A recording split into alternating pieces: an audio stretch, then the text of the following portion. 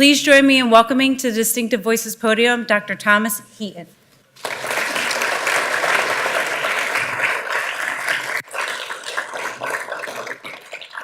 Thanks so much. When Jennifer first contacted me, she asked me to talk about our new early warning system in California, our new alerting system, which is a pretty interesting talk. But to be honest, I told her I thought this talk that I'm giving tonight is a more important talk for us as Californians. And I'm going to say some things tonight that might disturb you. And if you don't like it, perhaps you could move back to Chicago. But I wouldn't suggest it today. So I'll be talking about the physics of tall buildings and what makes them collapse. And this is some work that I've been working on for basically 25 years with a number of colleagues at Caltech, and especially with my graduate students. I just don't have time to really give all the attribution to this. As was mentioned, my background was physics into geophysics, and then my career took this very strange turn 25 years ago when I became a professor of civil engineering, and I had to learn engineering. And so let's get started here. This is from the New York Times. This was an article that came out in the New York Times last spring by a guy, Thomas Fuller, who did a very careful analysis of talking to people about the safety of tall buildings in San Francisco. He noticed that they're just building forest of new tall buildings in San Francisco, and he was wondering whether they really knew what they were doing. And of course, he went and he talked to the developers and the engineers, and they told him, yeah, it's well-established science. And then he talked to some other people like me, and I spent a lot of time with him trying to explain to him that there's a lot of stuff that we still don't do very well. That's a photograph of San Francisco right after the 1906 earthquake. You can see it's kind of totally demolished and burned to the ground. And now these are the new buildings that are being built in that same area. So San Francisco's now put up these tremendous number of tall buildings in the same area that was completely devastated in 1906. And the question is, have we got it all figured out and everything's fine? What's going to happen after the next big San Andreas earthquake? And that's what we'll be talking about. So if you could just turn that one off for the moment. So a lot of this talk is about something that has bothered me for a long time. I call it a mixed message. And you'll see there's a common theme in this talk. It's about earthquake engineers as a group of people and earth scientists as a separate group of people. And we tend to give pretty different messages depending on which group we're in. So the mixed message, this showed up after the Northridge earthquake in 1994. And if you remember that earthquake, it was pretty challenging to California, and it actually turns out it was quite violent shaking in the San Fernando Valley. And after that violent shaking, earthquake engineers came on TV and they said, wow, it really shook hard there. It shook kind of harder than we expected, and we had some collapsed freeways and some collapsed buildings, but overall, we did pretty well. We were in pretty good shape. We must be doing it mostly right. And then earthquake geophysicists came on and said, well, it looked like just a standard magnitude 6.7 earthquake. Wait until you see a 7.7. It's got 30 times as much energy. Well, so 30 times as much as what seemed to be very violent. it sounds like we don't have a chance. So how do we as Californians kind of deal with these two messages? What are we really trying to tell you? Well, again, there's two classes of people. Geophysicists, that's my background. And what do geophysicists want to know? They want to know what's going on in an earthquake, what causes them, how big could they be, when and where is the next earthquake going to be? And we just keep asking questions, and we love to ask questions, and we debate these questions endlessly. They're the fundamental questions, and we hope there's no real answer, because then we won't have anything to do.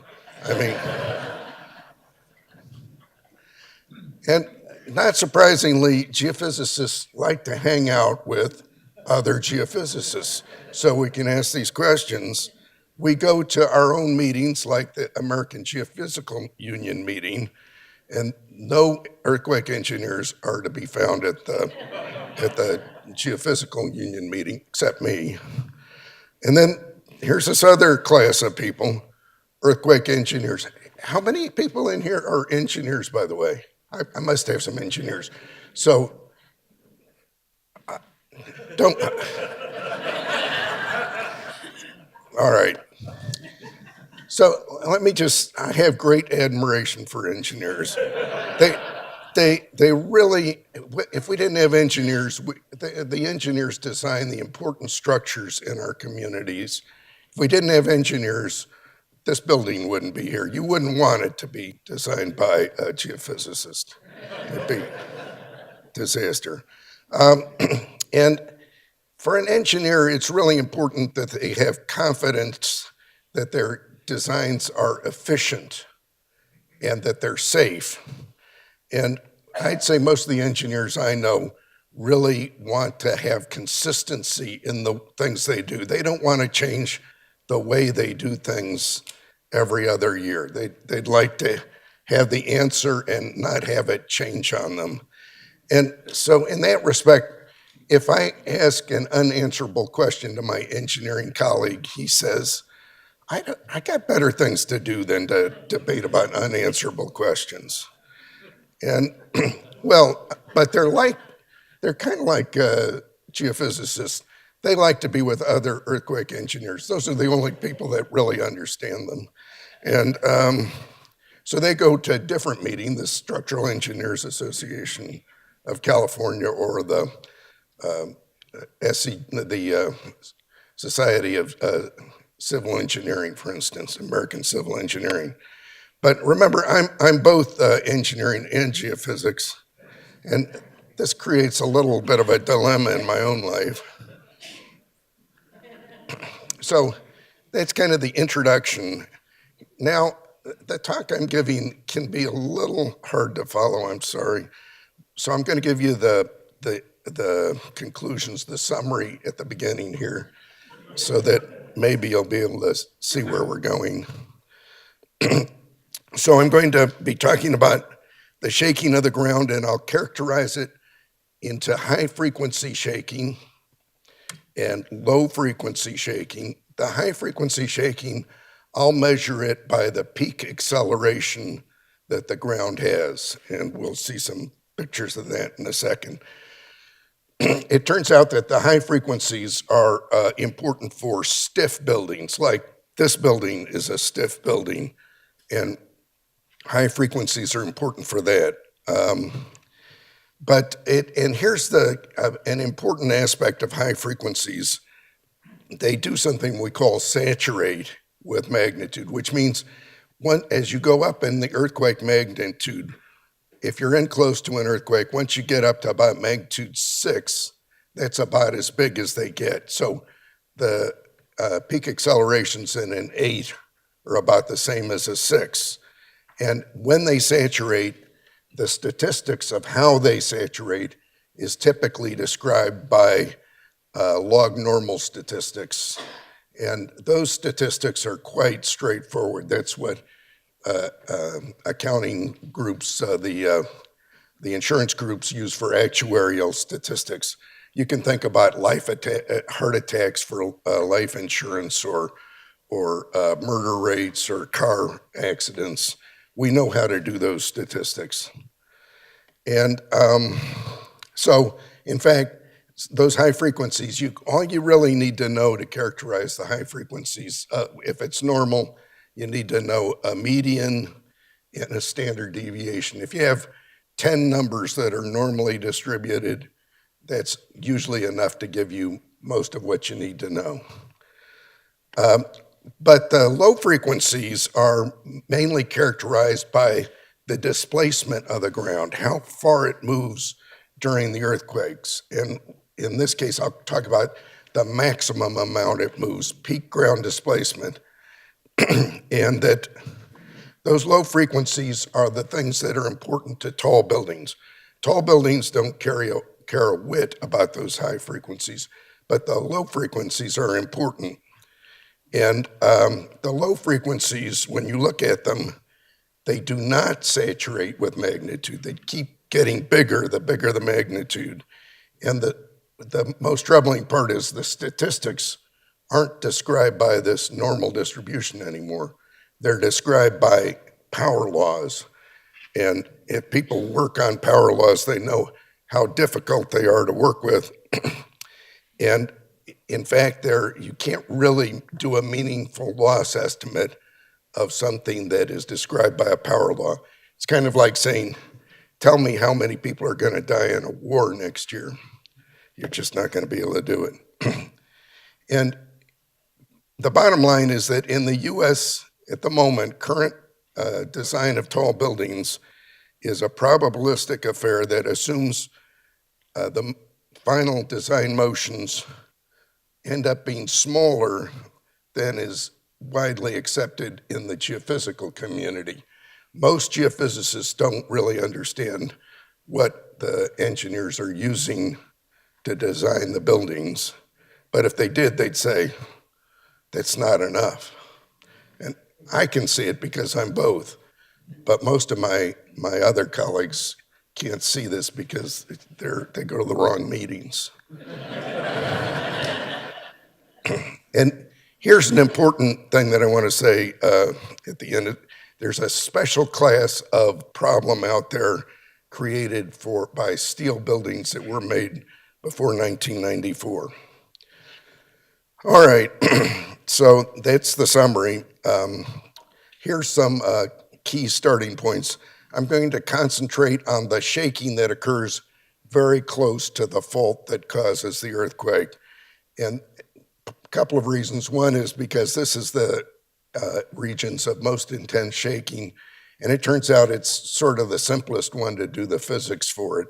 We won't talk too much about the physics, but and I'll show you that having the combination of large ground velocity, the speed at which the ground is moving during the shaking, and also large displacements is a good predictor of what kinds of motions would actually collapse tall buildings. And I'll tell you that if you're in close to an earthquake and you see ground displacements of more than a meter of the total meter, ground displacement of more than a meter, you probably don't want to be in a tall building. It's a pretty dangerous place to be. And it turns out we haven't seen that yet. We've been really lucky. We haven't had the combination of a large earthquake close to our tall buildings, and so it just hasn't come up yet. But it will. I mean, it's just a matter of time. And one of the questions is, currently people are using statistics to design these tall buildings. And because these things are a Pareto distribution, or this power law, I ask, is statistical prediction of these long period ground motions even technically feasible? And I'd tell you that I really don't know the answer to that, but maybe we'll figure out some way to handle it. But I suspect it's whatever we come up with will change the way we're doing things currently. And in my mind, the real question is, 100 years from now, will people be making buildings the same way we currently are, or will we change the way we're approaching this problem? I suspect we will, but anyway, let's talk for a moment about building code. So the current building code it's been around since the 1930s, and the building code started out mainly as a set of rules, and the rules were developed by looking at what happened in past earthquakes. So based on the kind of building that you're in, like this is a short building with lots of walls, or a tall building with lots of columns. Those are different types of buildings. And then depending on, are you in California or are you in the Midwest, you may be in a different seismic zone. And the codes have been developed, these rules have been developed by looking at what worked and didn't work in past earthquakes. So after every earthquake, people would go out and characterize the buildings that did poorly in the earthquake, and they'd look at what went wrong in past earthquakes. And then they said, just total common sense, isn't there something we could do to make it do better? More wall area, better connections, a variety of different techniques. And they put that into the building code and say, use these other standards and you'll get a better outcome. So we learn from past earthquakes. It's like, so if you've learned from lots of past earthquakes and you're an engineer, that's good. You don't have to complicate your life by talking to a geophysicist that just asks these crazy questions. You got a good building code, you don't need a geophysicist to talk about other things because you've already figured out what works and what doesn't. But the problem has come in our tall buildings. So for a long time, people had a height limit on what buildings could be built in California because they said, we really don't have enough experience to know how to deal with tall buildings. And in order to deal with that problem, people started to do probabilistic earthquake engineering. And that's the way a lot of things are done these days. People design for a lifetime of something. How long will your car go before it has some sort of failure? And so people wanted these sets of probabilities. And a good engineer says, just tell me what the standards are that I have to design to, and I'll meet it. I'm a good engineer. I won't go beyond it. I won't waste your money, but I'll make it do what you want me to do. So about the year 2000, there's been a shift in engineering over something we call this performance-based earthquake engineering, which says that the building should be built according to a statistical model of what the ground will shake like. And so the current practice is, it's typical to build for a mean time between collapses on the order of 2,500 years. That is except in San Francisco where it's 1,500 years. And you all know why San Franciscans don't deserve it to live as long. I mean,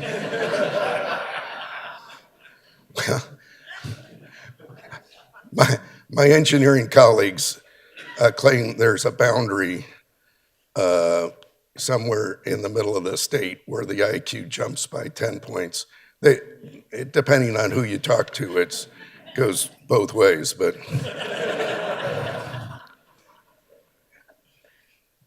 so one of the interesting questions is, why 2,500 years? Where did that come from? Well, it turns out people took the codes that were being used prior to this thing, and the earliest probabilistic analyses indicated that if they met the previous codes and they were using the earliest probabilistic analyses, they came up with a kind of a a failure time of 2,500 years. So that's where that 2,500 years came from. And 1,500 years came up because San Francisco's got the San Andreas Fault running through it. It was harder to do that, so they chose a different number there. And but if you think about it for a second, 2,500 years is a long time, even for us. I know we're going to live another 1,000 years or so, all of us. But again, when a human hears this number, the problem's solved, right? I mean, we're going to run out of energy. We're going to completely sweat to death before any of this happens, right? So, and if you're a developer and you want to convince somebody to spend $1 billion on a building, and you're not quite sure what's going to happen, if you say 2,500 years, that's long enough that I'll spend my money. All right. So everybody's happy with that 2,500 year number. And the question is that true? Is it really 2,500 years? Can we do that? Well, now I'm going to talk some more about the physics of buildings. And there's kind of two directions you can go with a building. You can make a building strong. Strong is good, means you can put big forces on it and it won't break. So the stronger the better. But it turns out that another thing that's out there is it stiff or is it flexible? So if I make a building strong, it turns out in the process of making it strong, I tend to put in lots of braces or walls.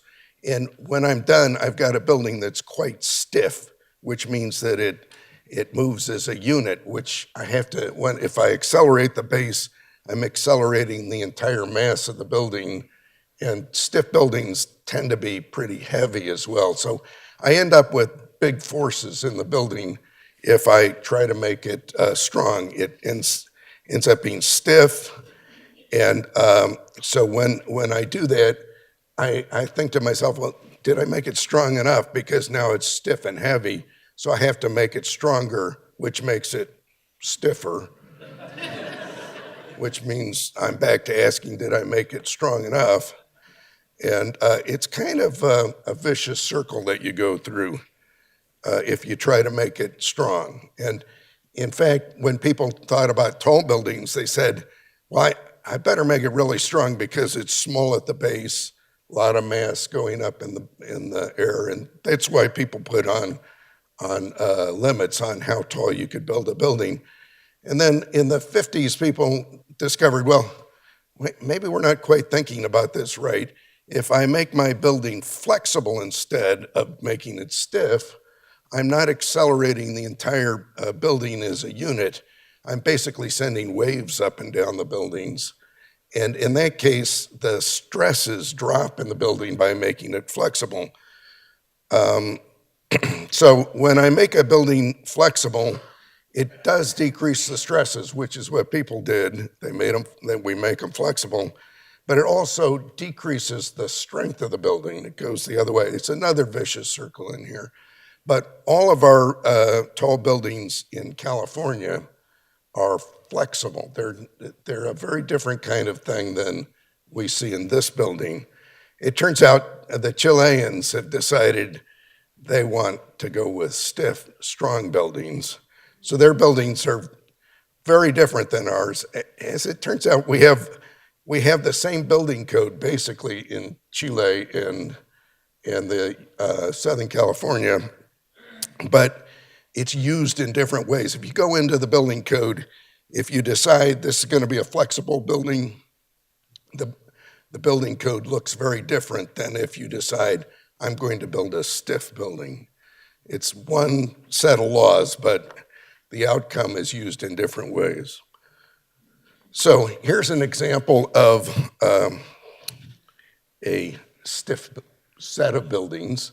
This is Japanese. Japanese love strong buildings. They have a lot of earthquakes. They've had a lot of disasters, and they're pretty insecure about all this. So they tend to build really conservatively built buildings. These are some buildings in the 1964 Niigata earthquake. These are concrete buildings with solid concrete walls. We call them shear walls. And the shear walls are on two perpendicular walls tied together by floors.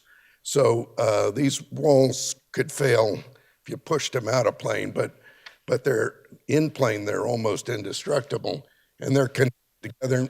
The net result is you might think that this building here has failed, but actually what's happened is that the soils beneath that building liquefied and the ground, it lost its foundation. So after the earthquake was over, the buildings were actually fine. I mean, and people continued to live in these buildings. They just had to use the windows for doors and the like.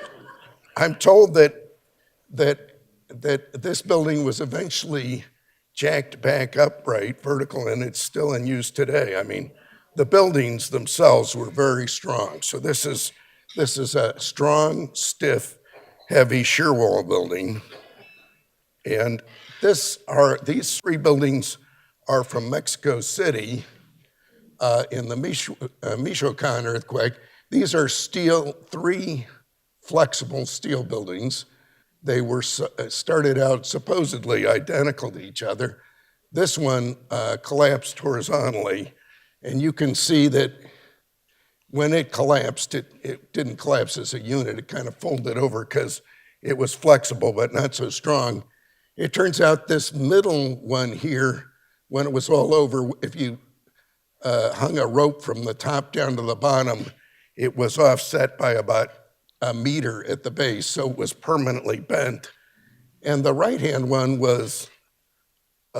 didn't have any apparent damage at all. And this earthquake was 200 miles away from these buildings, and the buildings are right next to each other. They were supposed to be identical, and this kind of shows how hard it is to really understand what happens to these buildings when they're shaken strongly. But anyway, this is an example of flexible kind of construction. I'm going to show you some ground motions now from a very interesting earthquake in 2010, the Cucapá El Mayor earthquake, just south of the border down here in not too far from Mexicali. And here's the fault that this was on. It was a magnitude 7.2 earthquake. And the fault itself was through a very uninhabited part of Mexico. But it was pretty close to Mexicali. And earlier in my life, I always thought, oh, this would be the worst disaster, kind of like Haiti, a big earthquake next to a city that doesn't have the resources to build well on earthquakes. But I was really shocked to see what went on here. Here's a recording of the ground shaking in Mexicali. This is what we call an accelerometer record. This is the acceleration with time. And here are these short period high frequency spikes. So the biggest acceleration is there. And it's kind of a rapid back and forth kind of motion. And then you can see later in the record is an example of low frequency motions. If I turn this into displacement, the biggest displacements would be back in this later part of the record. And let's see what that looks like. Whoops, here's another point. Here's Mexicali. The earthquake was here. It was a city of 1 million people. This was on Easter Day in the afternoon. Turns out there were only 2 fatalities in this city. I mean, amazing. It shook hard, but only 2 fatalities. And it turns out that in Mexicali, Cemex, the national cement company in Mexico, had distributed a large number of flyers to tell people how to build their buildings. It taught them how to build concrete block construction, basically hollow concrete blocks, 1 story high, small rooms, and put reinforcing steel in the hollow parts of the blocks, and then fill the blocks with concrete. You end up with a reinforced concrete wall, sort of like that Mexican case. And in essence, they told everyone to build a 7-Eleven store. And 7-Eleven stores, they're all over the place. They're really not very expensive, but that's where you really want to be in an earthquake.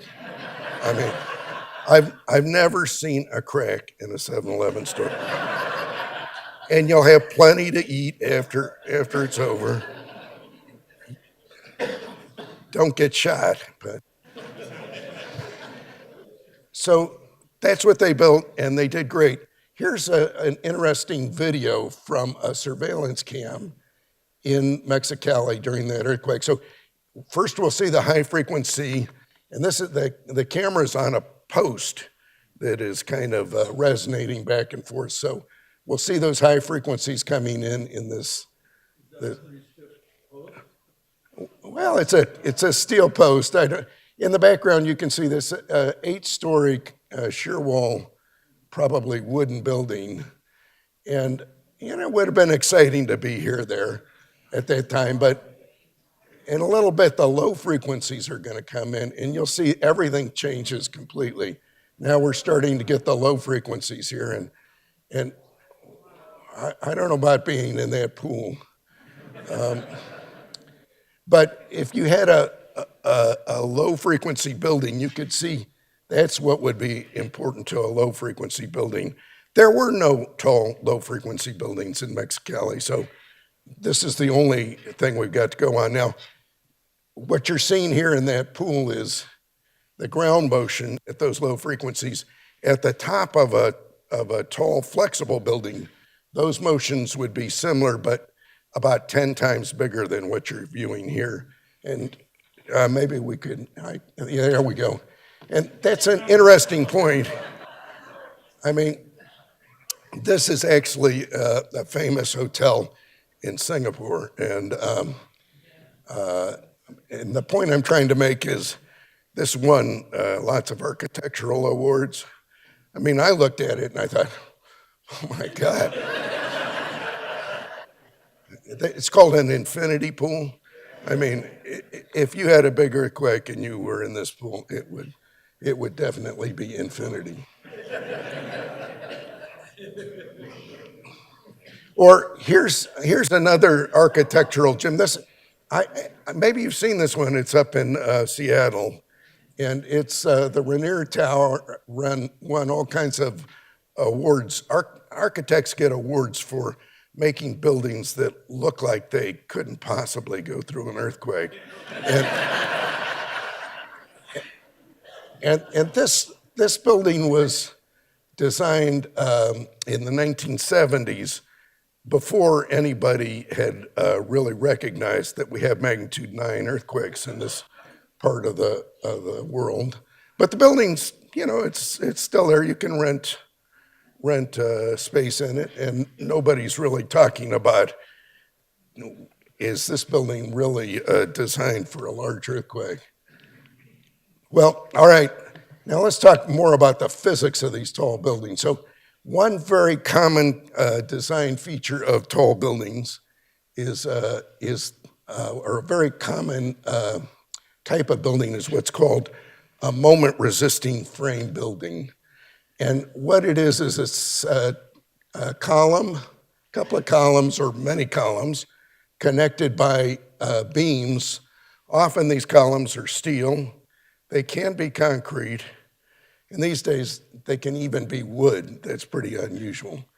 And the key thing is that when you deflect this frame horizontally, the columns deflect over, and the beams are intended to go into this S-shaped, curved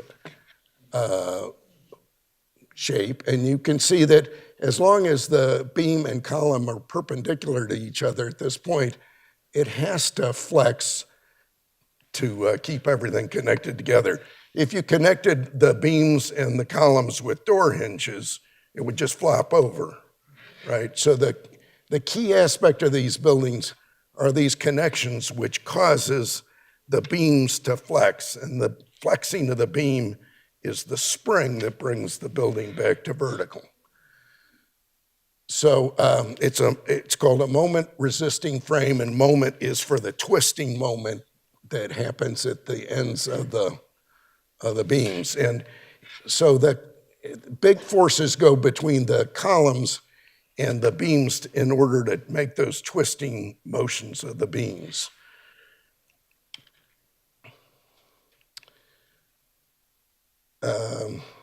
And you'd like to avoid having what's called a plastic hinge in the columns. Plastic hinge is, if you took a coat hanger and you bend it, eventually it gets a kink in it.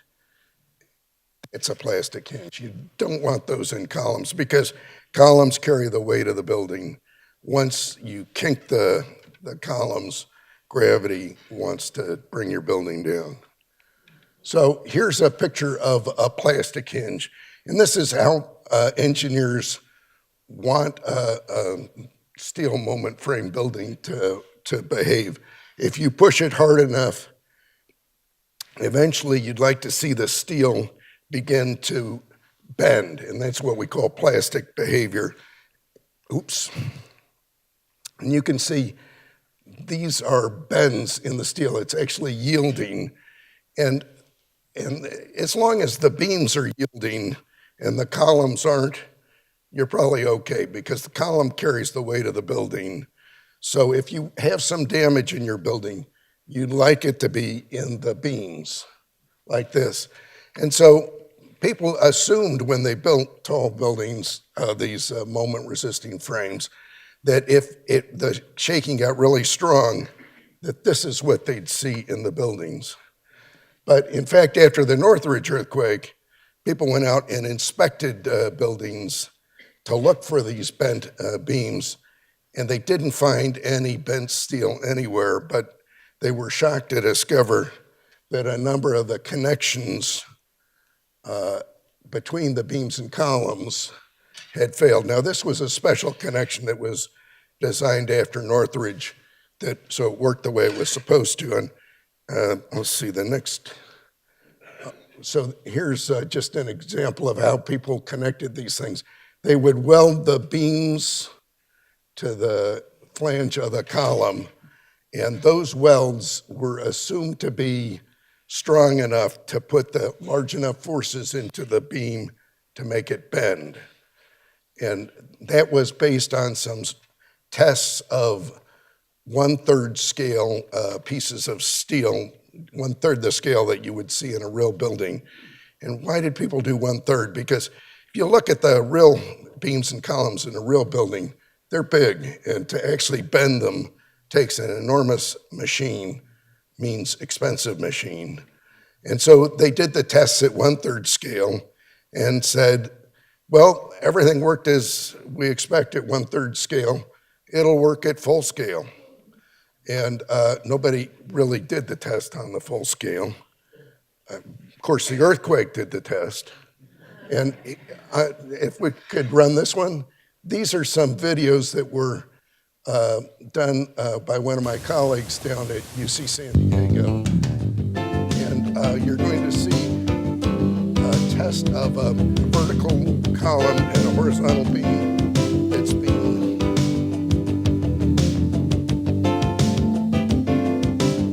forced by this piston to try to bend that, make a hinge here in the beam. So this was meant to simulate what happened in the Northeast. So here's the piston, there's the column, and those are the welded connections. And we're increasing the deformation still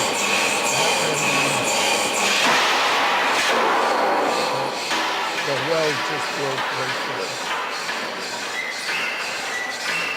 Just like what happened in the Northridge earthquake.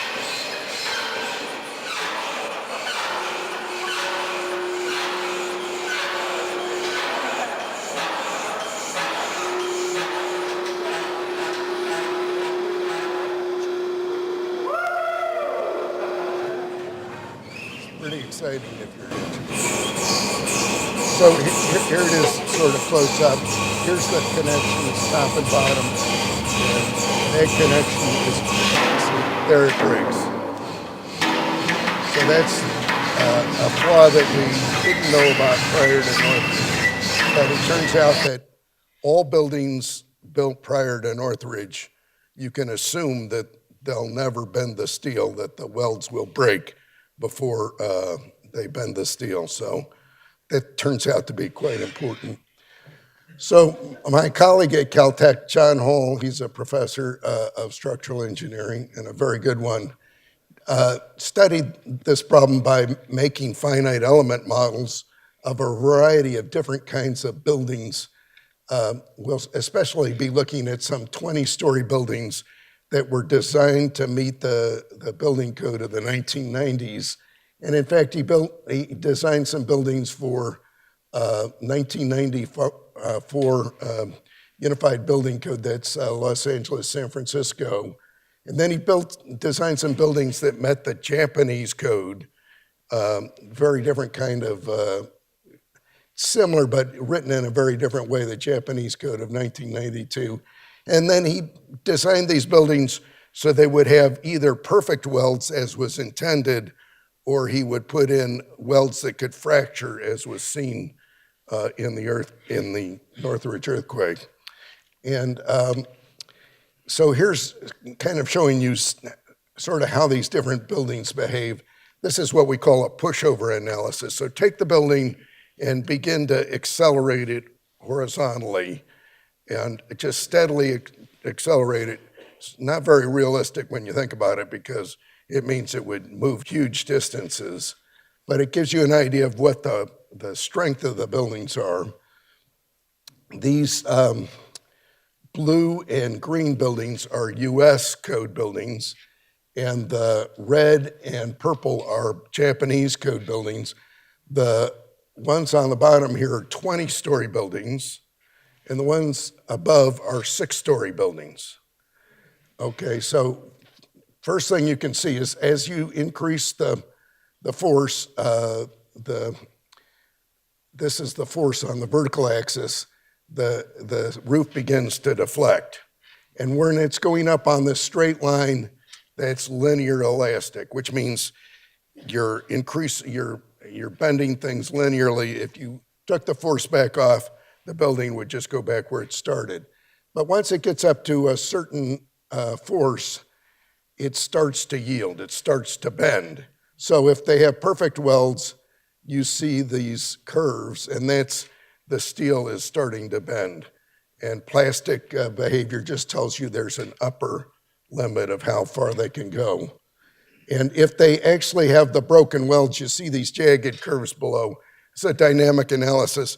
The reason they're jagged is because every time the weld breaks, it sends a shudder through the simulation. So those are the shudders going through the simulation. So in general, you can see the 6-story buildings have a much higher strength compared to their weight. So this force is given as a percentage of the weight of the building.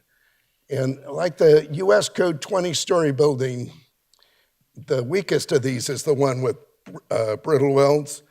And you can see the maximum force it can take is about 6% of its weight, which means you took that building and put it on a 6-degree slope, that would be enough to have it fall over. There's no leaning Tower of Pisa in here. I mean, so people say, oh, these steel buildings are incredibly strong. Well, sure, they're strong. They got a lot of mass, but compared to their weight, no, they're not very strong. They're intended to be ductile and flexible.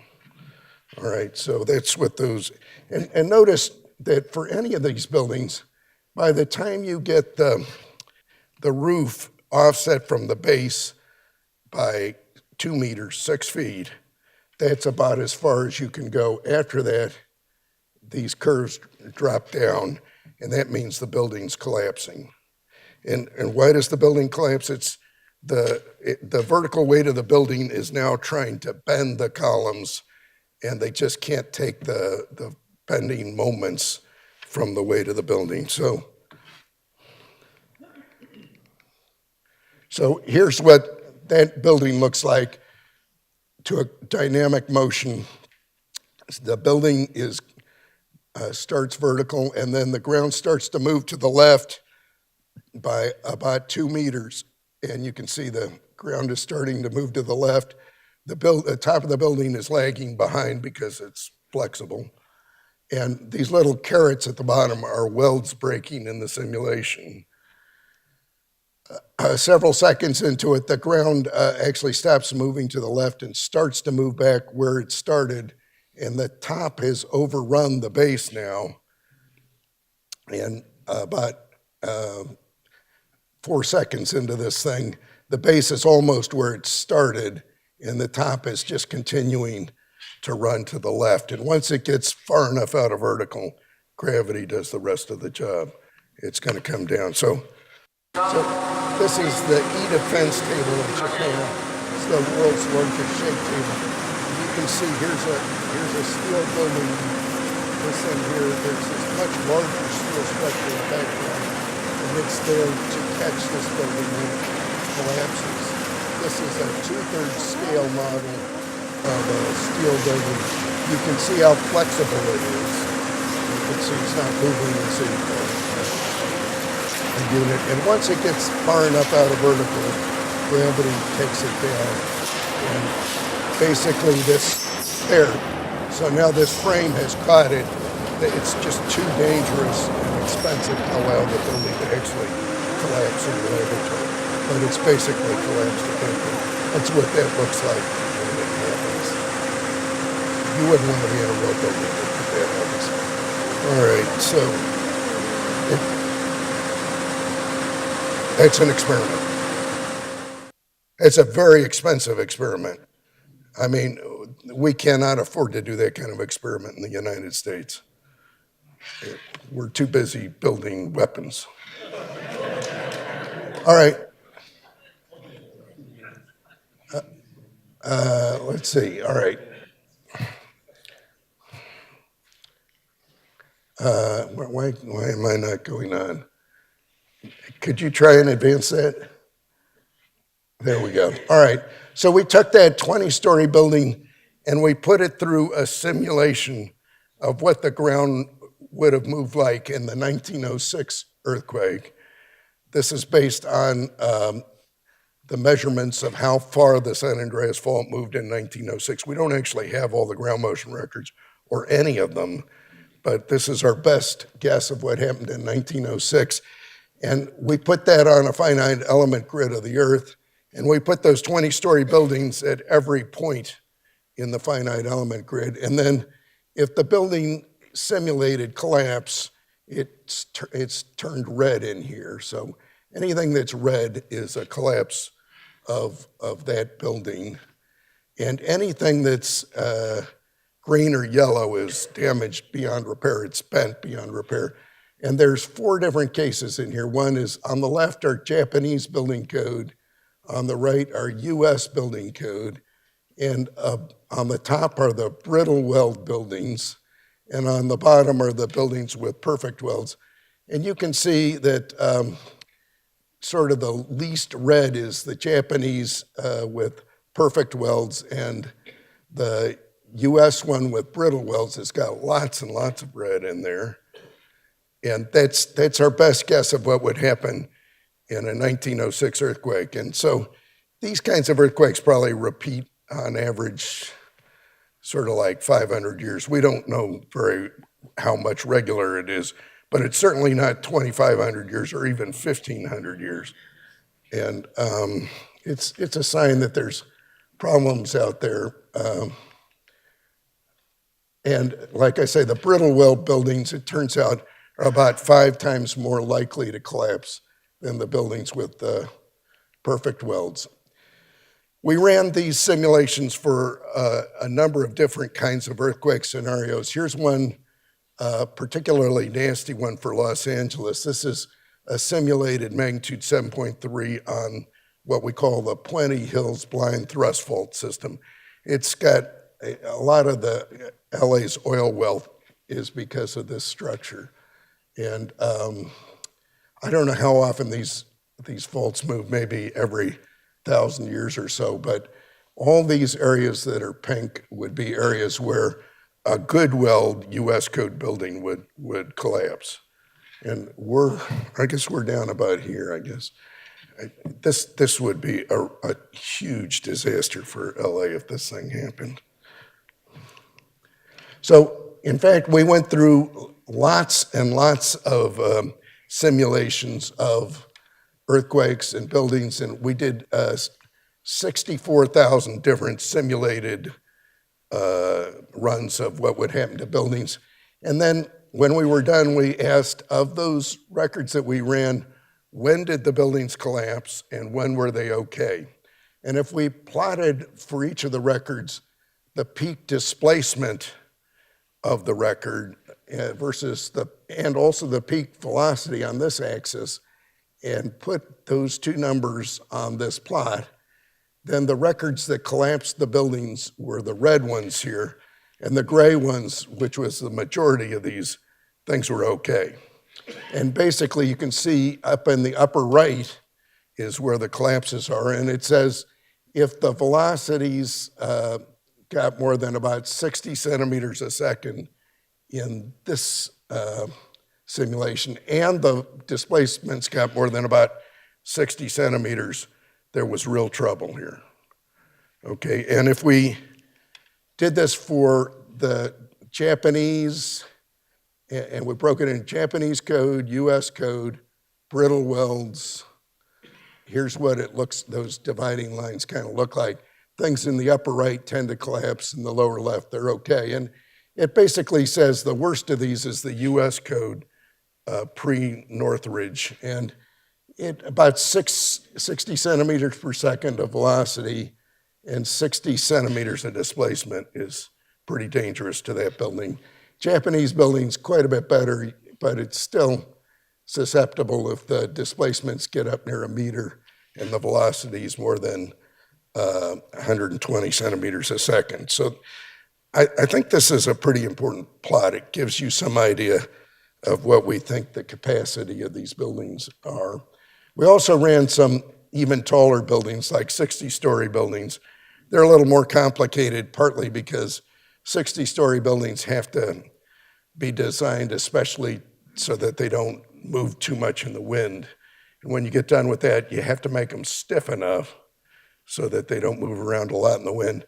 Remember what I said, you make it stiffer, you make it stronger.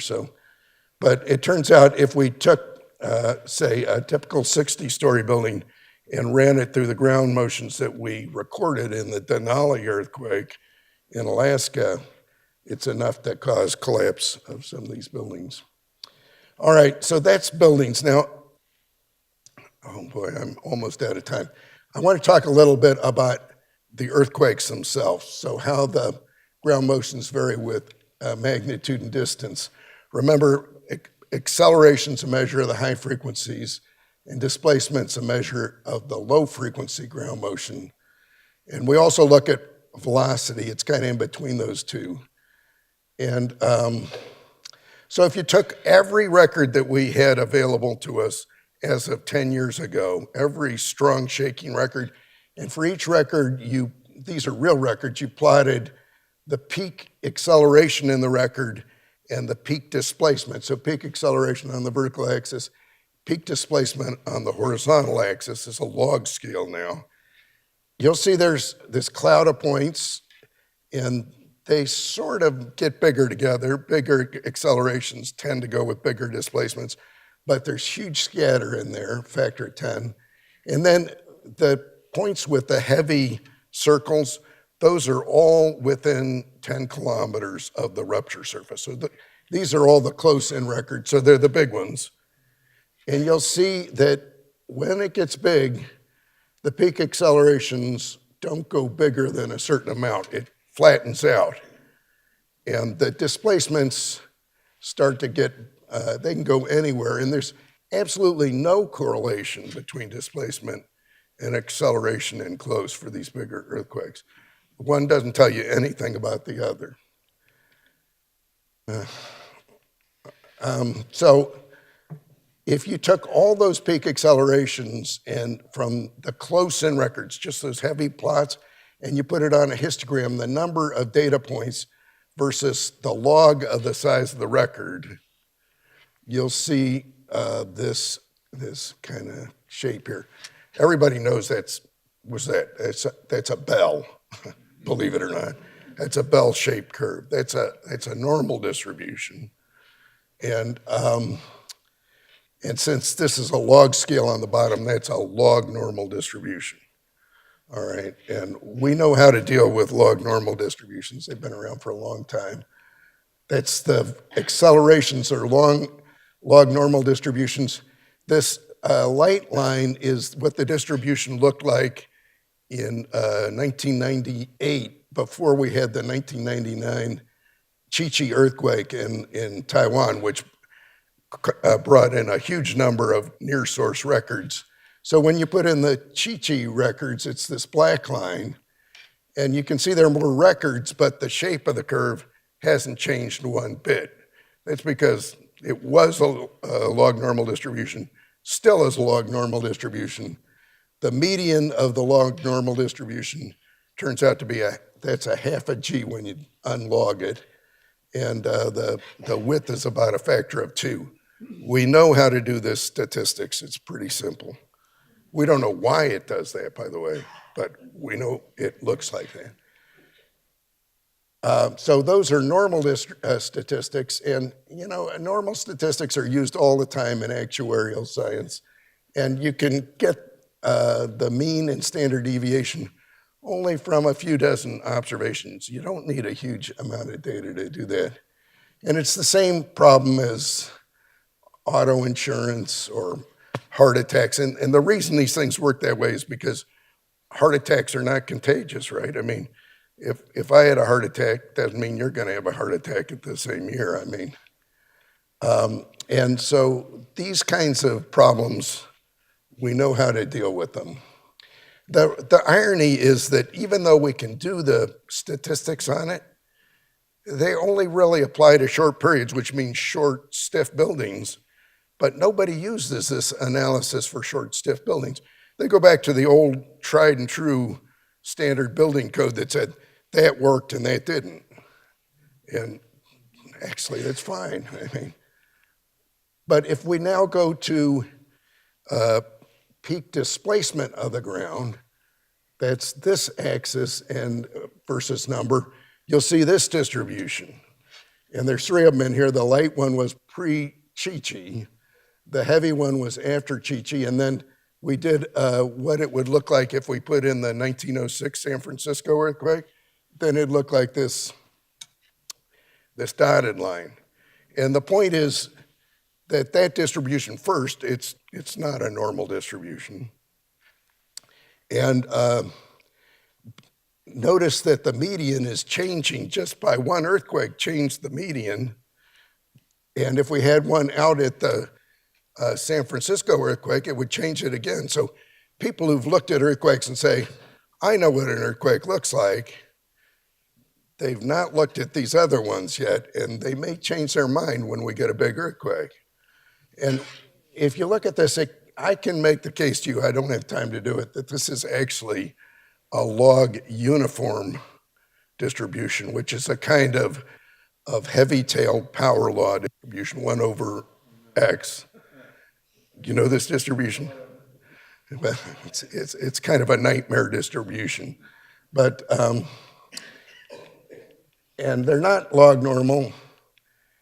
Well, but the important part is the small earthquakes are going to bring in a few records from each one. They just don't, there's not that much near source area.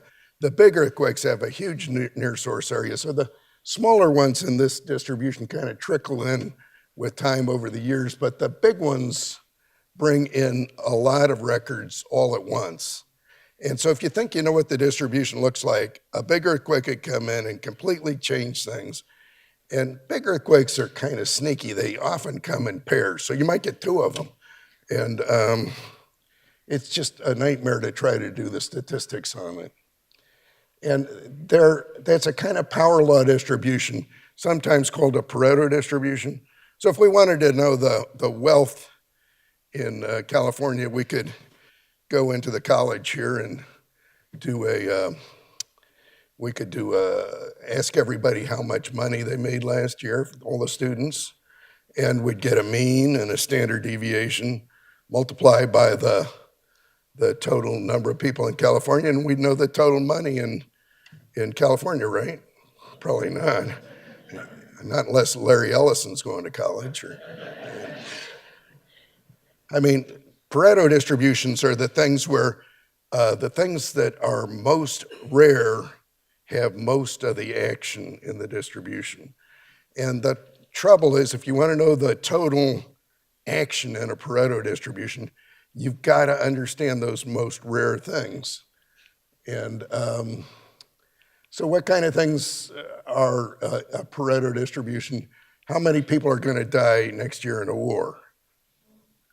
Maybe none of us, maybe all of us, just impossible to say. Same thing with the pandemic, bird flu. The insurance companies won't even insure you for these kinds of things because they have no way to estimate those things. Here's the one I like. I'm getting close to retirement. It looks like there might be a few retired people out here. And what did they tell you about your stock market investments? You know what it's going to look like in 5 years, right? All right. So here's kind of the current worst record we've got. This was from the Chi-Chi earthquake. At the top is acceleration of the ground. It wasn't all that big, about 37% Chi, sort of below the average for in close to big earthquakes. The peak velocity of the ground, in this case, when you integrate that record, is 3 meters per second. That's enormous. Remember I told you things bigger than a meter per second are a problem? And the peak displacement's 9 meters. This record will destroy any flexible tall building on the planet. I mean, this is a real nasty record. But it's not used ever for design. People never saw it. So here's an interesting one. If you could run this one, this is a surveillance camera in downtown, in the middle of Kathmandu during the Nepal earthquake. And so this is a magnitude 8.1 earthquake directly beneath the city. And people are just kind of wandering around. Now they're just beginning to feel the P wave from the earthquake and running outside. And in comes the long periods, like in the pool. Can you see any long periods there?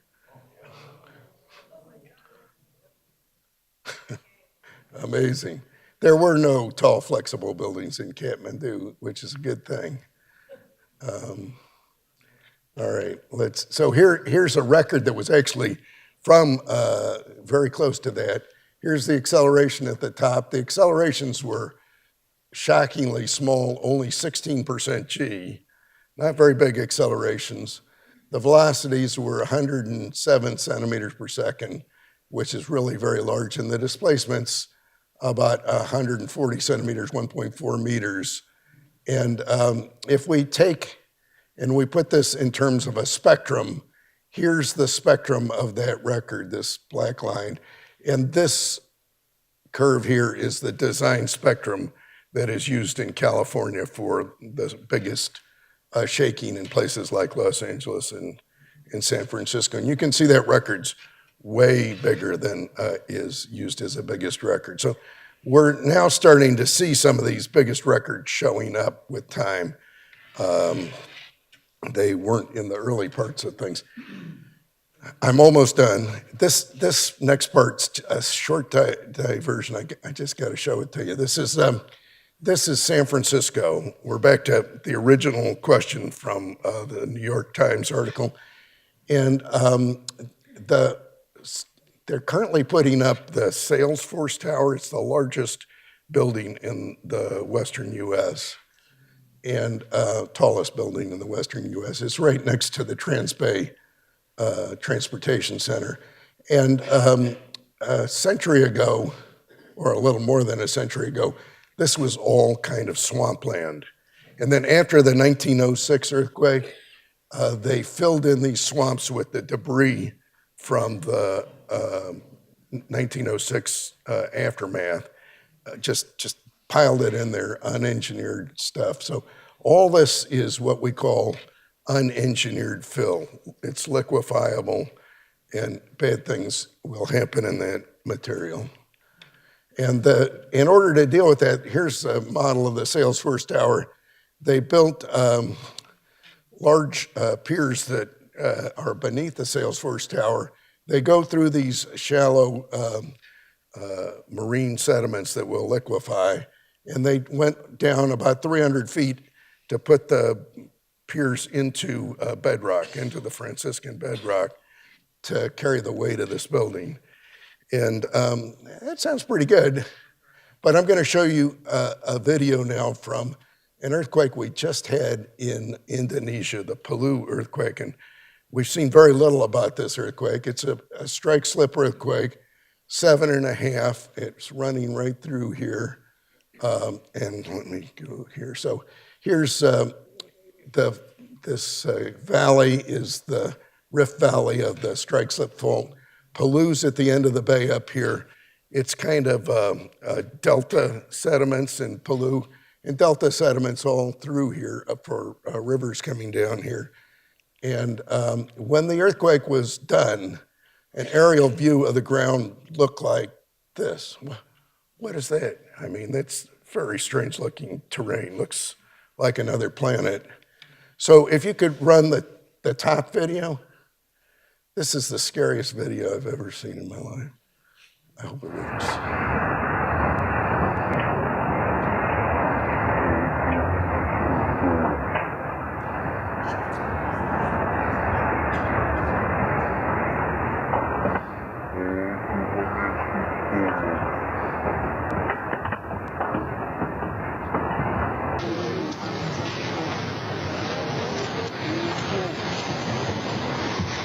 You can see these buildings are just flowing to the left. In fact, some of the buildings ended up half a mile from where they started. And basically, this material's liquefied. It turned into a slurry of mud. And even though it looks flat, what little slope there was enough to have that slurry of mud flowing downhill. And so this is what San Francisco looks like currently. And all that liquefiable area is this. And when we get that slurry of mud, if it starts to move horizontally, I don't think anyone has any real idea what's going to happen to those pilings that are down there, whether or not they will be sheared off. I wouldn't want to be there when it happens. We've got similar issues in places like Vancouver, British Columbia, where we think there'll be magnitude 9. So British Columbia, Vancouver's built on a big delta for the Fraser River. And also, you probably recognize this, it's the Space Needle. Lots of liquefiable materials along the waterfront in Seattle as well. So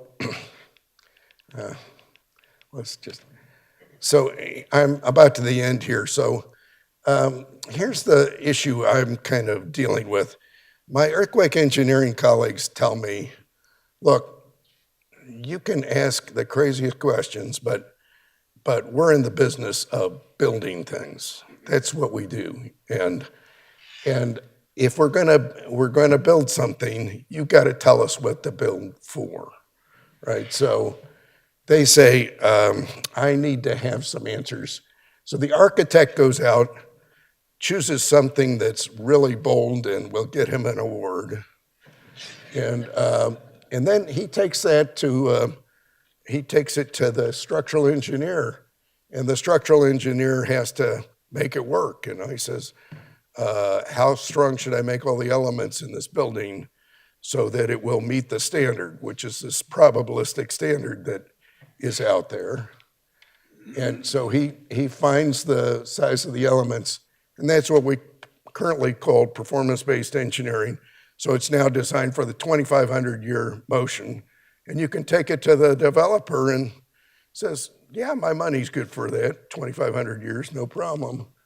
And but I hope I've convinced you there's a lot of unknowns in here. And so another way to go about this problem, I'm on the Caltech campus, and our campus is built completely different from San Francisco. And George Hausner had a lot to do with the way our campus is built. And George always told me, I kind of knew what I didn't know. And what does that mean? But just determine the functional requirement for a building, like this building, and consider I could build it different ways and different kinds of architectures. Determine what they would all cost and go through and assess the strengths and weaknesses of the different designs and make sure that the engineers, earth scientists, and architects are actually talking to each other about which might be the best building, and choose the design that seems to make the most sense to all the parties involved. And so to me, our real job is to find mistakes we might be making and try to avoid them. I like to say better buildings are always better. So my specific recommendations are, first one is this pre-1994 brittle welds in buildings. This is a big problem. You might, if you're in a steel building, there's a good chance it was built before '94. If it was, it's got brittle welds, but you probably didn't know that until I told you. And this really needs to be taken care of. It's a hard problem to deal with. Right now, I think it's really important for architects to know something about this problem. They need to understand that when they design something, it constrains the way a structural engineer has to react to it. And telling the public that we're designing for 2,500-year ground motions sort of gives the message that we've got this problem solved.